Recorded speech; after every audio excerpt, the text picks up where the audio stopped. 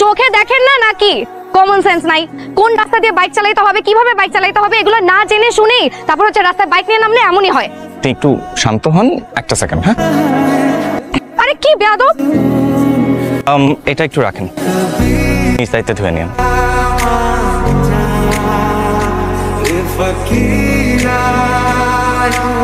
May I come in sir?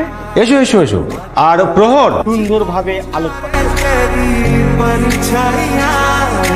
আমার নাম ইমতিয়াজ।